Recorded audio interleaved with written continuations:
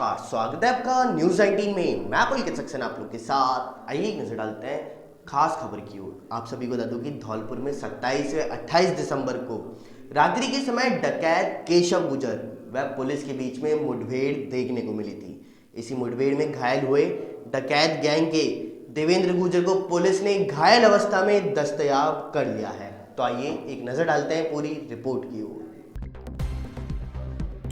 धौलपुर जिले के बाड़ी सदर थाना इलाके के गुर्जर खानपुर गांव स्थित बिजली घर पर 27-28 दिसंबर की मध्य रात्रि को डकैत केशव गुजर गैंग और पुलिस के मध्य हुई मुठभेड़ में घायल हुए डकैत गैंग के सक्रिय सदस्य देवेंद्र गुजर को चंबल के भेड़ों से घायल अवस्था में दबोच लिया गया है। पुलिस डकैत को बीती रात पकड़ने में कामयाब भी रही।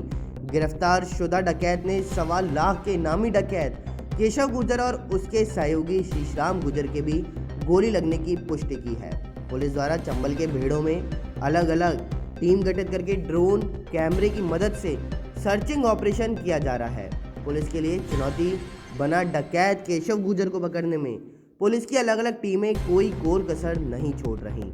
बाड़ी सदर थाना इलाके के गुर्जर खानपुर गांव के पास में बिजली घर पर हुई मुठभेड़ में गोली लगने से फरार हुआ 1.25 लाख का इनामी डकैत केशव गुर्जर एवं उसके साथी अब पुलिस की गिरफ्त में कभी भी आ सकते हैं। पुलिस ने बीती रात मुठभेड़ के दौरान गोली लगने से घायल हुए केशव गैंग के सक्रिय सदस्य देवेंद्र गुजर को खून के निशानों के आधार पर चंबल के भेड़ों से गिरफ्तार किया है। पुलिस सूत्रों से मिली जानकारी में बिजली घर पर हुई मुठभेड़ में डकैत केशव गुजर और उसके सहयोगी देवेंद्र गुजर व शीशराम गुजर को भी पुलिस की गोली लगी थी। पुलिस के दबाव को देख रात्रि का फायदा उठाकर नाले से कूदकर डकैत गैंग भेड़ों में फरार हो गए थे। इन डकैतों के गोली लगने से खून रास्ते में काफी दूरी तक टपकता रहा था। एसपी केसर सिंह शेखावत ने घटनास्थल का मौका मुआयना करके डकैत गैंग को गिरफ्तार करने के लिए अलग अलग टीम गठित की। पुलिस द्वारा डांग क्षेत्र में बदमाशों का उपचार करने वाले चिकित्सकों पर भी पैनी नजर रखी रही थी। एसपी द्वारा विशेष कमांडो की टीम भी तैनात कर जहां जहां डकैतों के खून के डब्बे पड़े उन चिन्हों पर पुलिस ने डांग क्षेत्र तक पीछा किया। डकैतों को पकड़ने के लिए पुलिस द्वारा ड्रोन कैमरों की मदद से सर्च ऑपरेशन किया जा रहा है। मुठभेड़ को लेकर के एसपी केसर सिंह शेखावत ने बताया, डकैत केशव गुजर से मुठभेड़ के बाद पुलिस द्वारा लगातार सर्च ऑपरेशन किया जा रहा है। आरएसी, डीएसटी टीम एवं स्पेशल कमांडो द्वारा भेड़ों में डकैतों को पकड़ने के लिए अभियान चल रहा है और कॉम्बिंग के दौरान डकैत देवेंद्र गुजर को गोली लगी है, जिसे उपचार के लिए चिकित्सालय में भर्ती करा दिया गया। एसपी ने बताया कि डकैत केशव एवं उसके सहयोगी शीशराम की गोली लगने की भी पुष्टि दस्तयाब डकैत देवेंद्र ने ही की है। एसपी ने दावा किया है कि जल्द ही डकैत केशव गुजर एवं उसके सहयोगी शीशराम को भी जंगलों से खोज निकाला जाएगा। कोरोना के नए स्ट्रेन से जुड़ी खबर को लेकर के राजधानी जयपुर से बड़ी खबर सामने आई। आप सभी को बता दूं कि राजस्थान में 568 यात्रियों की फाइनल सूची तैयार की गई है, जिसके अंतर्गत पहले ये संख्या थी 811। कुछ नाम लिखे थे डबल, लेकिन 568 में से 521 को अभी तक सैंपलिंग ले चुके हैं। साथ ही साथ नए स्ट्रेन की आशंका के चलते हुए 14 सैंपल भेजे गए हैं अभी जांच के लिए पुणे। आइए नजर डालते हैं धौलपुर जिले की ओर। आप सभी को बता दूं कि धौलपुर में बाड़ी सदर थाना इलाके के पास में पुलिस के जवानों से भरी हुई बोलेरो गाड़ी अचानक से पलट गई है। साथ ही साथ घायलों को अस्पताल में भर्ती भी करवाया गया।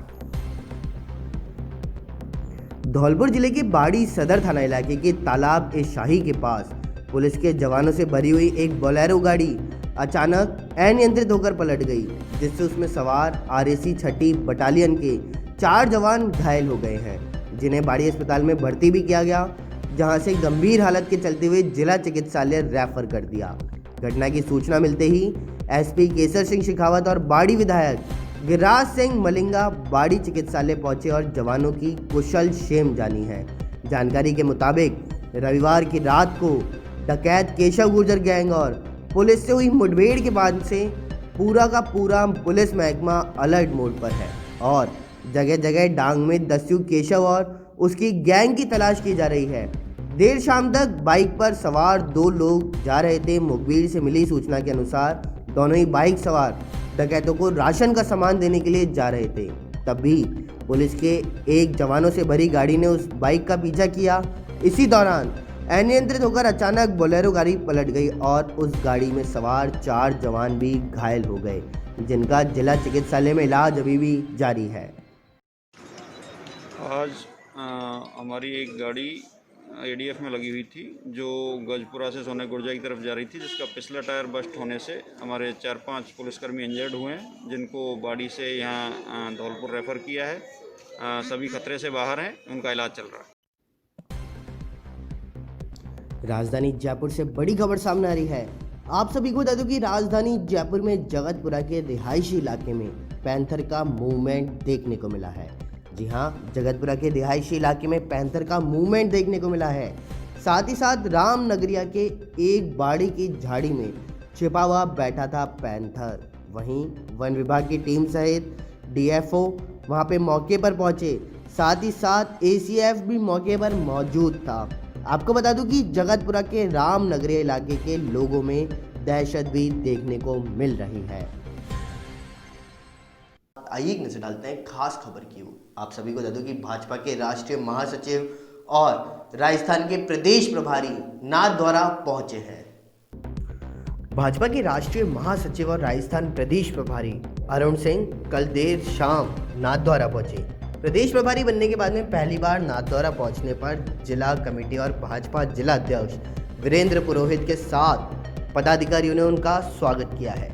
इसके साथ पदाधिकारियों ने उनका स्वागत सम्मान के साथ साथ मौके पर उनके साथ चित्तौड़गढ़ सांसद सीपी जोशी, प्रदेश मंत्री संगीता चौहान, सुनील जोशी, पूर्व पालिका अध्यक्ष अशोक राका और अन्य पदाधिकारी भी मौजूद थे।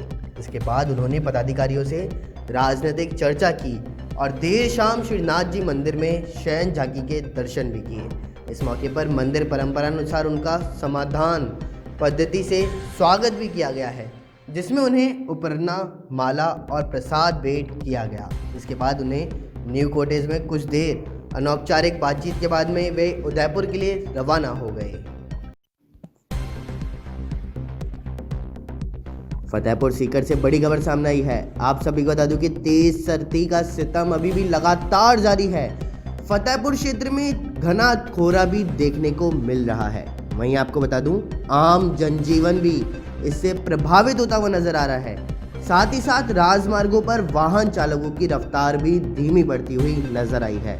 आज का न्यूनतम तापमान -3.0 डिग्री दर्ज किया गया।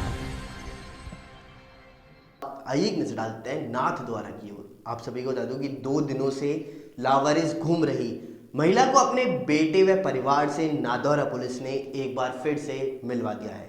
तो आइए एक नजर डालते हैं पूरी रिपोर्ट की ओर। नाथद्वारा बस स्टैंड पर पिछले 2 दिनों से लावारिस की तरह रह रही एक महिला को नाथद्वारा पुलिस ने सजगता दिखाते हुए उसे उसके बेटे और परिवार से फिर से मिला दिया। नाथद्वारा थाने पर तैनात एएसआई मनीष सिंह ने बताया कि गश्त के दौरान उसे सर्दी से ठिठुरन देख पूछा कि इसने अपना नाम भावना माली बताया, जो नाथद्वारा की रहने वाली है और उसका ससुराल काकरोली थाना क्षेत्र के सोनाड़िया गांव में है, लेकिन इसका पति इससे मारपीट करता था और लगातार प्रताड़ित कर रहा था। उससे परेशान होकर के 1.5 साल पहले यह अपने घर से निकल गई और नाथद्वारा अपने पीहर में बेटे को छोड़कर गुजरात के लिए वापस चली गई। उसके बाद वहाँ ये लॉकडाउन में फंस गई। अब जब इसे अपने बेटे की याद सताने लगी तो यह वापस आई, लेकिन इसे पति के परेशान करने का डर था, जिस कारण यह नाथद्वारा ही रुक गई। पुलिस ने पतारशी की तो काकरोली थाने पर भावना की गुमशुदगी की रिपोर्ट भी दर्ज थी। पुलिस ने काकरोली पुलिस को सूचना दी और इसे इसके पुत्र सहित पुलिस के सुपुर्द कर दिया। 1.5 साल बाद अपने 6 वर्षीय पुत्र से मिलकर के भावना का चेहरा खिल उठा। काकरोली पुलिस इसके पति से समझाइश करके इसे फिर घर भेजने के प्रयास में जुटी हुई है। ये भावना नाम की लड़की थी जो यात्री पर प्रतीक्षालय के अंदर बस स्टैंड नाथद्वारा बैठी हुई थी। आज दोपहर में जाकर इससे पूछताछ की गई तो इसने बताया कि मैं नाथद्वारा की बेटी हूँ और माड़ी समाज से होना बताया इसने। तो इसको पूछने बताया कि भाई शादी कहाँ हुई, तो इसने बताया लक्ष्मी लाल कोई माड़ी है सोनियाना का, उसके साथ मेरी शादी हुई थी और मैं उसको छोड़ के जा रही हूँ, कहाँ बोली जा रही हूँ बच्चों के साथ, मेरे को पुलिस वाले लेने आए। सवाई माधोपुर के अंदर नव वर्ष के मौके पर प्रदेश के बेस्ट टूरिस्ट डेस्टिनेशन रणथंभौर में फिल्मी सितारों का जमावड़ा लगने लगा है। मंगलवार को फिल्म अभिनेता रणवीर सिंह और अभिनेत्री दीपिका पादुकोण रणथंभौर पहुंचे हैं। उनके साथ ही फिल्म स्टार रणवीर कपूर और आलिया भट्ट समेत अपने ज़माने की प्रसिद्ध अभिनेत्री रही नीतू सिंह तथा डायरेक्टर महेश भी पहुंचे हैं। सभी स्टाफ ने स्टार्स 2 अलग अलग 5 सितारा होटल्स में ठहरे हैं। बताया जा रहा है कि यह रणवीर कपूर और आलिया भट्ट की संक्षिप्त सगाई समारोह आयोजित किया जा रहा है। कड़कड़ाती सर्दी ने संपूर्ण राजस्थान को अपनी चपेट में ले लिया है। हाथ कपा देने वाली सर्दी के इस दौर में प्रदेश के करीब 3 शहरों में पारा ने ऐसी डुबकी लगाई है कि वह शून्य से नीचे अटका हुआ ही है। प्रदेश के एकमात्र हिल स्टेशन माउंट आबू और चूरू समेत सीकर के फतेहपुर में पारा लगातार दूसरे दिन माइनस में दर्ज किया गया है। माउंट आबू में मंगलवार रात को पारा -4 डिग्री दर्ज किया गया है। वहीं फतेहपुर में -3 और चूरू में यह -1.5 डिग्री सेल्सियस दर्ज किया गया। सीएम अशोक गहलोत ने प्रधानमंत्री नरेंद्र मोदी को पत्र लिख करके राष्ट्रीयकृत वाणिज्यिक और भूमि विकास बैंकों से किसानों के बकाया ऋणों को माफ़ करने की मांग की है। सीएम ने पत्र में लिखा है कि पिछले दिनों एक आरटीआई के जवाब से पता चला कि मोदी सरकार के पहले कार्यकाल में कुल 7.95 लाख करोड़ रुपए के उद्योगपतियों के कर्ज राइट ऑफ हुए हैं, लेकिन मोदी सरकार ने किसानों के लिए कोई कर्ज माफ़ी नहीं की है। साल 2018 में कांग्रेस सरकार बनने के बाद राजस्थान में 20,56,000 से ज़्यादा किसानों के कर्ज माफ़ किए गए। राज्य में सरकार के कुल 14,000 करोड़ भी माफ़ किए गए। इसमें 6,000 करोड़ बीजेपी सरकार द्वारा घोषित कर्ज माफ़ी के भी शामिल हैं। आशा सहयोगिनियों ने मानदेय बढ़ाने की मांग पर जयपुर में 7 दिन से आंदोलन जारी है। आंदोलनकारी महिलाएं सप्ताह भर से ठंड में धरने पर बैठी हैं, लेकिन इसके बावजूद अब तक महिला एवं बाल विकास विभाग ने कोई बीच का रास्ता नहीं निकाला है। आखिर हजारों आशा सहयोगिनियां कब तक सड़कों पर ठिठुरती रहेंगी? मानदेय बढ़ाने की मांग को लेकर के आशा सहयोगिनियों का आंदोलन खत्म होने का नाम ही नहीं ले रहा। 7 दिन में ICDS दफ्तर पर सहयोगियों ने पड़ाव डाल रखा है, लेकिन अब तक महिला एवं बाल विकास विभाग मध्यस्थता में पूरी तरह से फेल साबित हुआ है। मंत्री ममता भूपेश ने लगातार पूरे मामले पर निगरानी कर रही हैं, लेकिन वो भी अब तक कोई रास्ता नहीं निकाल पाई।